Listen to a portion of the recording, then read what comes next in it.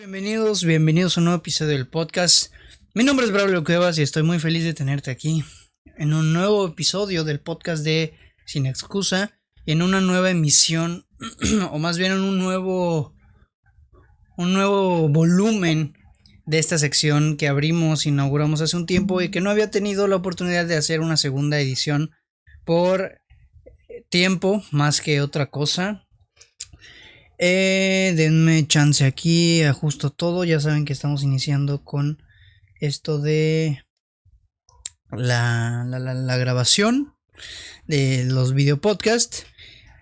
Algo curioso pasó en el capítulo pasado, en el capítulo de la semana pasada, que consistía en que mi cabello se puso muy loco y tuve peinados locos. No prometo que en este capítulo no hayan peinados locos, de hecho ni siquiera sé si tengo peinados locos.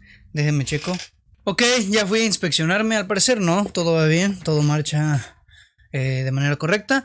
Y pues el día de hoy estamos en un nuevo episodio, en una nueva sección, en un nuevo volumen, perdón, de historias del cine, esta sección del podcast de Sin Excusa en el que yo, Braulio Cuevas Bautista, tu amigo y tu compañero, te voy a contar historias del cine, historias interesantes que acontecieron en la industria, misterios y cualquier tipo de anécdota que valga la pena contar y que haya acontecido en medio o dentro del medio cinematográfico. El episodio pasado, en la edición pasada, hablamos un poquito de el asesinato, ahí ya di un spoiler enorme. Hablamos un poquito de los actores de método y les conté varias historias por ahí de diferentes actores que hicieron unos procesos bastante peculiares para llegar a hacer el papel que representaron y que todos vimos en las películas que se mencionaron en ese episodio. Si no lo has escuchado, te invito a que lo escuches, está en la lista de los episodios. Y el día de hoy, como bien ya lo leyeron en el título, tengo una historia muy conmovedora, muy triste y muy aterradora. Como ya leíste en el título, el día de hoy vamos a hablar del asesinato de Sharon Tate. Aquí tengo mis anotaciones y la redacción hecha por mí. Evidentemente, gran parte de este episodio lo voy a leer, pero que quede claro que es una lectura que estoy haciendo a base de una redacción que hice yo. Ok, entonces no me molesten. Y bueno, pues vamos a dar pie a iniciar con la historia del asesinato muy desafortunado de Sharon Tate. A finales de los años 60, inicios de los años 70, Hollywood enfrentaría una de las noticias más impactantes, terroríficas, perturbantes y desgarradoras de la época, ¿no? El asesinato que marcaría un antes y un después en la vida de muchos actores, directores, productores, actrices y muchos personajes del medio cinematográfico de Hollywood en ese entonces. Y como ya te mencioné, pues estamos hablando del asesinato de Sharon Tate a manos del clan Manson, de la familia Manson. Y vamos a despotricar este asesinato. Para empezar, primero lo primero, ¿quién es Sharon Tate? ¿Quién fue Sharon Tate y por qué significó tanto su asesinato? Bueno, Sharon Tate nació un 24 de enero de 1943 en Dallas, Texas. Ella era hija de un militar y esto le costó tener una infancia pues bastante, ¿cómo decirlo?, inestable, ¿no? Porque su papá tenía que irse de un país a otro porque era militar y pues eso no le permitía a ella consolidar una amistad pues estable y sólida, valga la redundancia, con la gente que la rodeaba mientras ella vivía, ¿no? En diferentes países y lugares del mundo. Ajá. Entonces, debido a esto, Sharon Tate, era una mujer muy tímida y con muy poca confianza en sí misma. Entonces, su adolescencia la transcurrió en Italia, donde a pesar de su carácter ella consiguió lograr varias cosas en el mundo del modelaje. Ella fue premiada con diferentes galardones que le funcionaron para participar en algunas películas producidas en Italia. Y con tan solo 17 años, Sharon Tate fue portada de la revista militar Stars and Stripes. La real ambición de Sharon Tate era estudiar psiquiatría. Curiosamente, estaba totalmente alejada de querer formar parte de la farándula y de ser una actriz de renombre. Entonces ella quería estudiar psiquiatría, pero en eso conoce a una persona llamada Richard Beymer, que es un actor que actuó en una película que se llama West Side Story, en el personaje de Tony. Y este actor fue el que la impulsó a dedicarse a la actuación. Iniciaron ellos una relación y este güey le dice: ¿sabes qué? Tú eres buena actuando, lánzate a la actuación. Y él fue quien animó a Sharon Tate a que se dedicara de lleno a la actuación. Entonces, a principios de los años 60, Sharon Tate regresa a Estados Unidos, consigue en 1962 un papel en la serie The Beverly Hillbillies y además consiguió aparecer como invitada en otras series y películas que no investigué porque son irrelevantes en la historia. Entonces, los años fuertes de Sharon Tate comenzaron en 1966, cuando le llegó la oportunidad de participar en la película El Ojo del Diablo, del director J. Lee Thompson. Durante este rodaje, ella conoció a un estilista llamado Jay Sebring, con quien también inició una relación amorosa que fue una de sus relaciones más serias en toda su vida. Pasó el tiempo, Sharon Tate viajó a Támesis, London. No, perdón, Támesis es Inglaterra. Es lo mismo. En Támesis, Sharon Tate conseguiría, o más bien conocería al que se convertiría en su futuro esposo, y estamos hablando del cineasta Roman Polanski, mejor conocido por dirigir películas tan maravillosas como El pianista, ¿no? O The Rosemary's Baby. En esta época, Roman Polanski estaba planeando rodar una película de vampiros y tenía pensado que el papel inicial fuera para la actriz Jill St. John. Pero el productor de esta película, que se llamaba Martin Ron Soho, es un nombre bien extraño, fue quien le dijo que Sharon Tate tomara el papel. Fue el que le impuso a Roman Polanski: yo no quiero a esta actriz, yo quiero a Sharon Tate. Y le presentó a Sharon Tate. Entonces, tras una larga charla con Roman Polanski y una serie de pruebas que se hicieron previas a comenzar el rodaje, Roman Polanski aceptó que Sharon Tate tomara el protagonismo de esta película. Y pues así fue como Sharon Tate consiguió el papel protagónico en esta película llamada La Danza de los Vampiros. Durante la grabación de esta película, Sharon Tate y Roman Polanski se enamoraron, formaron un amor bien bonito, dicen las malas lenguas o las buenas lenguas. Y pues Sharon Tate tenía novio, que era Jay Sebring. Entonces le llama, le dice: ¿sabes qué? Estoy enamorado de otra persona, se llama Roman Polanski, lo nuestro va a tener que terminar. Cualquiera pensaría que Jay Sebring la odiaría, ¿no? No, eres una maldita, ¿por qué me ilusionaste? La fregada. Pero no. Sin más ni más, Jay Sebring se tomó la noticia de la mejor manera y le dijo: va, no pasa nada, entiendo tu situación, date. Y de hecho, en un futuro, Jay Sebring se convirtió en amigo de la pareja. Será un amigo muy cercano. Pasa el tiempo, Sharon y Roman Polanski estaban perdidamente enamorados. Era un amor, se describe como un amor muy bonito, ¿no? Que desafortunadamente desembocaría bueno, no desafortunadamente, no sé por qué dije eso. Afortunadamente, más bien, desembocaría en un matrimonio que era inevitable, ¿no? Entonces, Roman Polanski y Sharon Tate se casaron en Londres el 20 de enero de 1968 en una ceremonia en la que se vistieron tal y como la época lo indicaba, como hippies, pero no cualquier hippie, no un hippie ordinario, un hippie adinerado, un hippie rico, porque evidentemente eran ricos.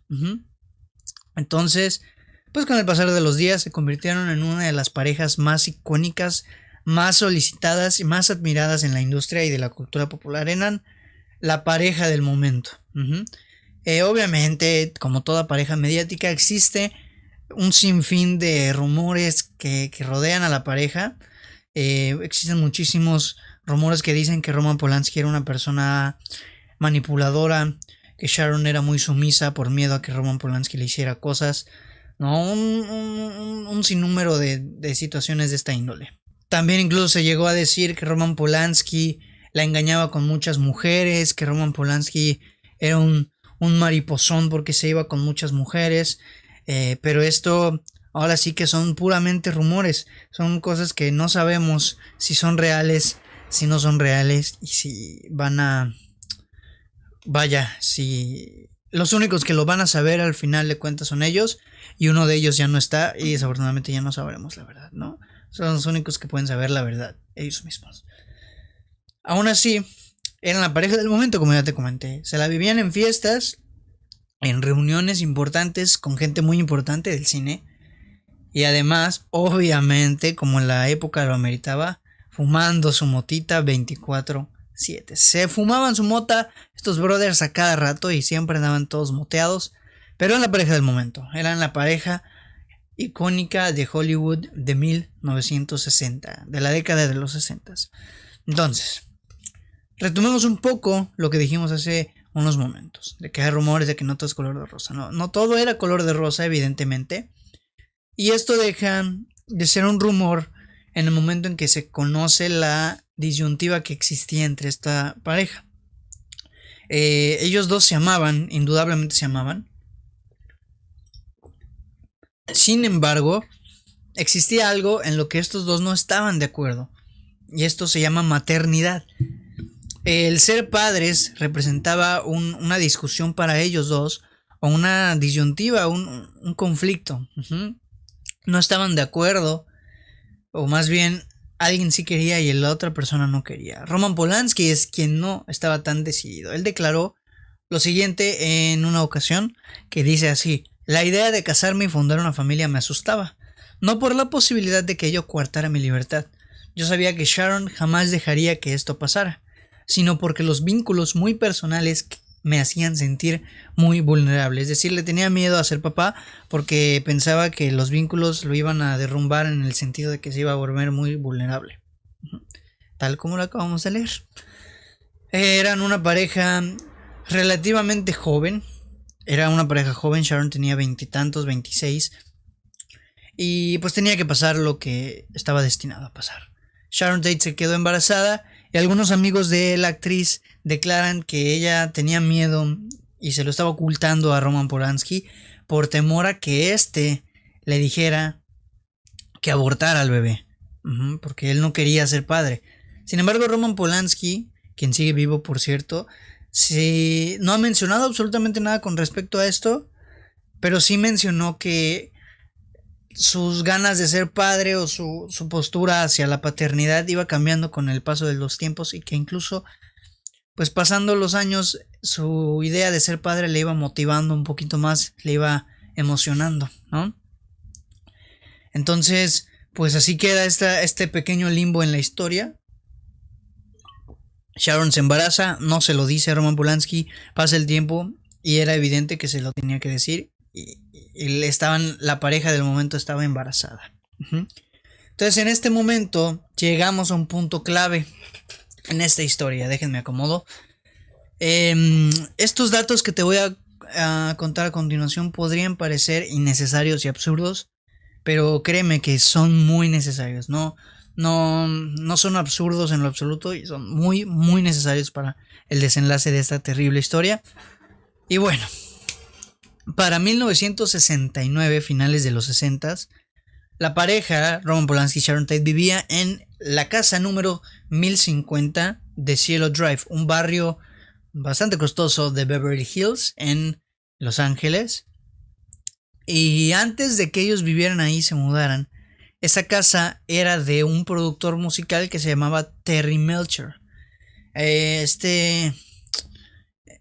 Era un cantante y un productor, como te menciono, muy importante y muy cotizado en esos rubros durante esa época, ¿no?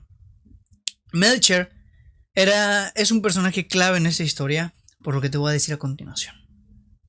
Resulta que él acababa de rechazar una oferta para ser el productor de un disco muy particular de una persona que ansiaba con muchas ganas ser famoso, adinerado y dueño de la farándula. Y esta persona se llamaba nada más y nada menos que Charles Manson. Charles Manson quería ser famoso, le ofrece a Melcher, oye, prodúceme este disco. Melcher le dice en él y después desembocaría en algo que les voy a contar en unos momentos. Pero acabamos de mencionar a Charles Manson, que es un nuevo personaje en esta historia. ¿Quién es Charles Manson? ¿Cuál es la importancia de Charles Manson? Si conoces la historia de Sharon Tate, sabes quién es Charles Manson y sabes hacia dónde nos estamos yendo. Pero es importante que hablemos de él. Charles Manson, está bien difícil su nombre ahora que me doy cuenta. Charles Manson era el líder de un grupo criminal que pasó de ser un ícono de la rebelión social a ser un fenómeno terrible y monstruoso y aterrador y todo lo que quieras, que se consideró como uno de los criminales más famosos e impactantes del siglo XX, que no es decir poca cosa. Entonces, Manson tiene una historia muy peculiar, muy interesante.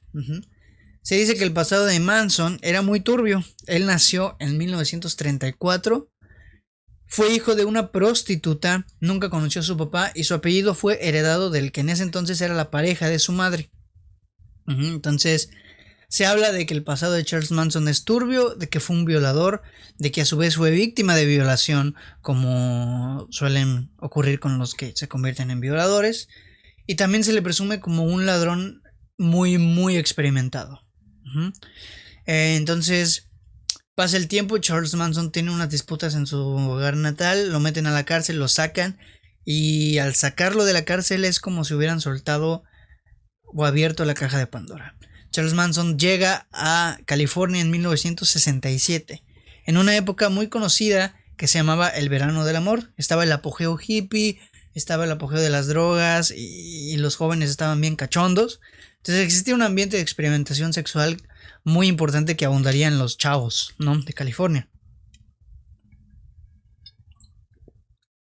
Entonces Charles Manson llega a California y, aprovechándose de este apogeo y de esta vulnerabilidad que los chavos tenían con respecto a las drogas y todo esto, Charles Manson consolida un grupo amplio de seguidores, sobre todo mujeres, que estaban apantallados por las letanías que les daba este güey y a los que les ofrecía dos cosas en las que ningún chaval californiano de 1967 se podía negar, y eran drogas y sexo. Entonces estos güeyes caían ante las charlas de Charles Manson, que era muy inteligente en ese sentido, era muy, muy labioso para atraer gente, ¿no? Entonces Charles Manson recluta a su secta y los convence de una manera muy absurda, muy pendeja, dirían otras personas, porque Charles Manson les decía que era la reencarnación de Jesucristo, así nada más. Y estos güeyes se lo creían, decían, no, pues tiene sentido, tiene barba, tiene cabello largo, sí es la reencarnación de Jesucristo. Entonces lo seguían, ¿no? Entonces estos hombres atenían a las órdenes de Charles Manson y de esta manera, creando un grupo enorme, formaron parte de muchas masacres durante la década o los finales de los años 60, con el objetivo de desatar una revolución racial. Entonces, junto a muchos de sus seguidores, Charles Manson se mudó a un ranchito por ahí en un lugar llamado el Valle de la Muerte, en California, y consolidó lo que después se conocería como la familia Manson, que además iría creciendo de manera exponencial con el pasar de los tiempos, ¿no? Entonces Charles Manson estaba obsesionado con la idea de que los afroamericanos iban a protagonizar una especie de apocalipsis, una revuelta social que iba a terminar con la humanidad, de pensamientos pendejos. Entonces, principalmente porque la década de los años 60 es una de las épocas en Estados Unidos con mayor cantidad de disturbios, ¿no?, de índole racial. Es la época de Malcolm X, es la época de Martin Luther King. Es una época bastante complicada en el sentido del racismo y todo esto, ¿no? Entonces, pues él creía esto, e incluso pensaba de manera muy absurda, como todo lo que pensaba él. Pensaba que este discurso estaba siendo transmitido por canciones del grupo de los Beatles, que ni siquiera es estadounidense. Bastante Curioso, ¿no? Ese aspecto. Entonces, con esta idea absurda de que en su cabeza de que querían acabar con la humanidad, comenzó a enloquecer y a dictaminar una serie de crímenes bastante atroces y terribles, entre los que podemos encontrar el asesinato de Gary Hinman, que era un músico en el que dibujaron con su propia sangre un logo de las Panteras Negras, de los Black Panthers, que era un grupo activista de los años 60 en favor de los derechos de la gente afroamericana. Entonces dibujan su logo con sangre para incriminarlos y para que digan, no, pues estos güeyes son los que hicieron esto, ¿no? Entonces, aquí es donde la historia de Sharon Tate y de Charles Manson empiezan a conectarse y a enlazarse. Charles Manson quería grabar un disco para difundir a través de él y de las canciones del disco las advertencias para el supuesto apocalipsis. Quería aplicar la misma que según él estaban aplicando los Beatles, pero invertida. Él está avisando que va a llegar el apocalipsis, yo quiero, o sea, más bien él está promoviendo que se haga el apocalipsis, yo quiero promover una advertencia de este apocalipsis, ¿no? Entonces localiza a Terry Melcher, que es la persona, el productor que hablamos hace unos minutos, y le dice, no, ¿sabes qué? Quiero grabar este disco, quiero hacer esto, ¿no? Y Terry Melcher le dice, no, ¿sabes qué? No quiero grabar tu disco. Cabe resaltar que Sharon, o más bien Charles Manson, había ido antes al 1050 de Zero Drive porque le habían dicho que ahí vivía Terry Melcher.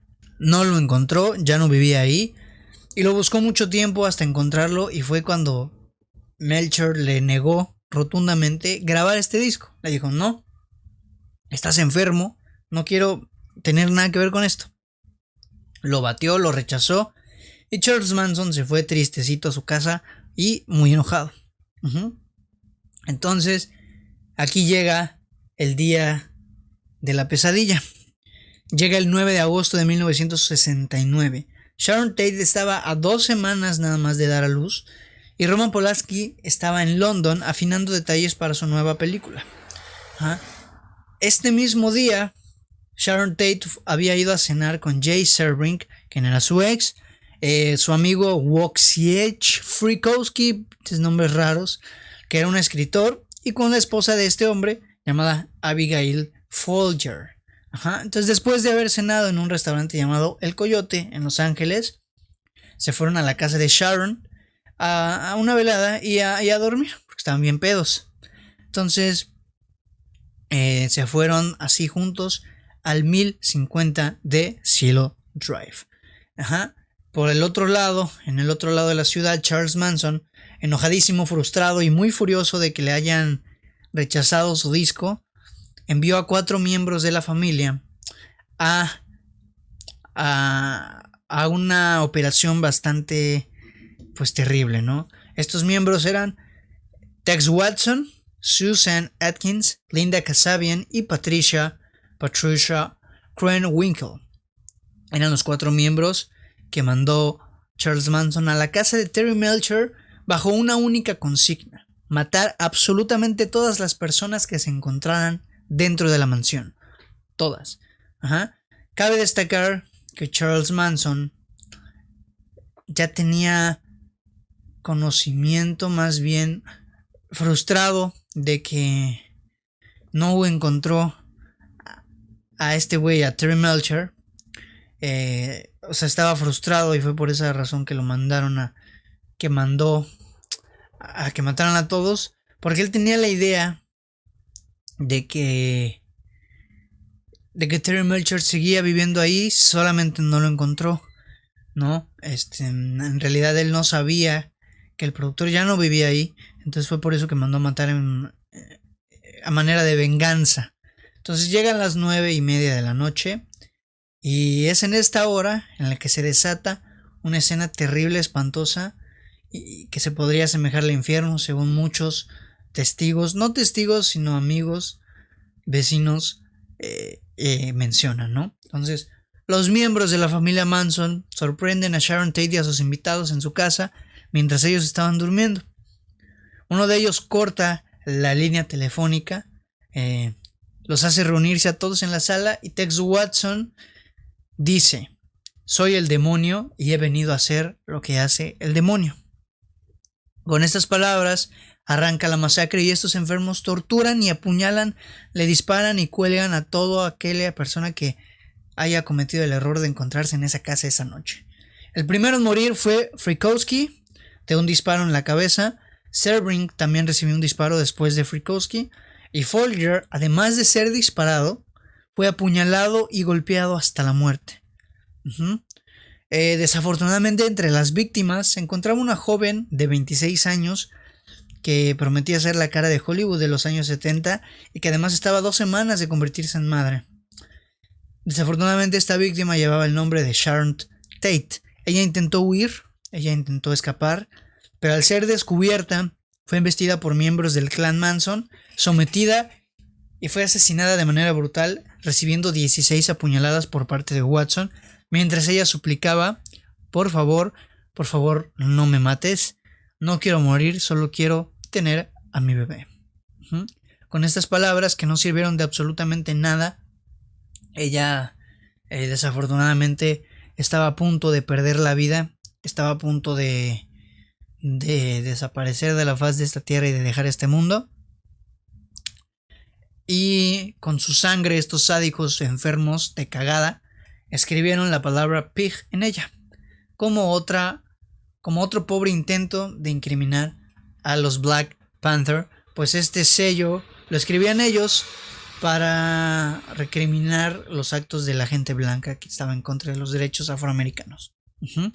Entonces así fue como, de manera desquiciada, estos monstruos les hicieron vivir el infierno en vida antes de morir a Sharon Tate y a sus invitados. Esto fue una masacre con saña, con maldad, porque cualquier otra persona los mata y ya, pero estos güeyes los quisieron les hicieron vivir el horrible, la peor de las muertes, ¿no? Desafortunadamente. Entonces Charles Manson nunca fue vinculado al asesinato de Sharon Tate hasta que fue arrestado por otro crimen. Antes de ello, existían todo tipo de historias alrededor de cómo esto sucedió, de cómo es que Sharon Tate murió y por qué. Que mencionaban que Sharon pertenecía, por ejemplo, a un grupo satánico en el que había una campaña para matar y acabar con la élite de Hollywood, que fue muy importante esta teoría porque esparció una paranoia bien densa en lo que sería Hollywood desde ese entonces. Entonces fue un temor que tuvieron muchos de la industria, ¿no? El golpe fue muy duro, para la muerte de Sharon Tate fue durísimo, y pues esto propiciaba todavía más temor, ¿no? Entonces era muy complicado determinar qué era lo que realmente había sucedido esa noche del 9 de agosto. El clan Manson declaró que estos asesinatos de Tate y de una familia que se llamaba la familia LaBianca, que aconteció un día después de que Roman Polanski se enterara que no estaba Terry Melcher en la casa, se enoja y dice: no, pues yo voy a matar a más gente. Entonces va y mata a otras personas, entre ellos LaBianca. Entonces aconteció un día después y dijeron que estos asesinatos tenían el objetivo de iniciar una guerra racial, como antes mencioné. Sin embargo, la razón principal era una simple venganza por parte de Charles Manson al haber sido rechazado por parte de Terry Melcher por no haber producido su disco. Era una venganza, nada más. Pasa el tiempo, el 25 de enero de 1971, 2 años después, Charles Manson fue condenado a pena de muerte, pero un ajuste judicial lo salvó. Unas movidas ahí en la corte y en el poder judicial lo salvaron y solamente quedó recluido, pues, de por vida, ¿no? En la cárcel. Entonces pasó todo el resto de su vida en prisión y en enero de 2017 fue hospitalizado por una hemorragia interna y fallece de esta manera en 19 de diciembre del mismo año, de 2017. Estamos hablando de que hace 20, 17, 19, 18, 19, 20, 21. 4 años. Soy terrible para los años. Hace 4 años falleció Charles Manson. en el Hospital Mercy de Bakersfield, en California, a la edad de 83 años.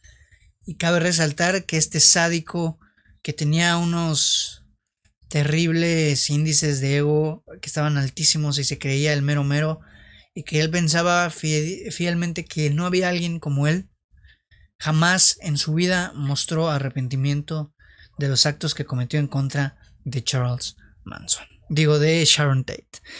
Y esto principalmente, amigos, es en lo que consistió esta terrible hazaña que condujo a la muerte terrible, a privar de vida a una actriz que prometía demasiado, que era un sex symbol, un ícono de la belleza y una persona a la que todo el mundo se refería con un respeto y un cariño inmenso. La describen como una persona bien amorosa, que superó su timidez y que era una persona bien amigable, que ayudaba a la gente y que tenía un talento muy importante por explorar. Y perdón, estaba viendo la grabación. Y que ella era un ángel en vida. Muchos dicen que ella era un ángel en vida, que desafortunadamente le adelantaron su destino y la convirtieron en un ángel antes de lo que ella tendría que haber sido. Desafortunadamente ella y su bebé fueron enterradas en una zona de la casa que les encantaba a Roman Polanski y a ella. Roman Polanski obviamente estuvo devastado. Fue terrible, es un asesinato terrible que muchas veces ha sido retratado en películas y en libros. De hecho, la película que mejor, o más bien no que mejor, porque realmente no retrata lo sucedido, sino es como un what if, es Once Upon a Time in Hollywood de Quentin Tarantino, en la que Sharon Tate es interpretada por Margot Robbie, y en la que nos cuenta una historia de qué habría pasado si el asesinato no hubiera acontecido, si no hubiera sucedido. Entonces fue un suceso que cambió la historia de Hollywood y la perspectiva de cómo se ve a la gente, más bien de cómo los actores y la gente de la élite de Hollywood se veía vulnerable ante estos movimientos sociales que eran muy terribles. Y la verdad es que sí fue un suceso que marcó un antes y un después en la historia de Hollywood. Mucha gente recuerda esto como uno de los episodios más oscuros de la industria. Y pues sí, definitivamente es un episodio duro e impactante, ¿no? Te imaginas la muerte y es terrible. Pero pues es algo que tuvo que acontecer porque así fue el destino el que lo decidió. Y pues bueno, amigos, como era de esperarse, fue un capítulo que desembocaría en algo bastante desafortunado. Una historia bien interesante de la que no podemos decir que tenemos un final feliz, desafortunadamente.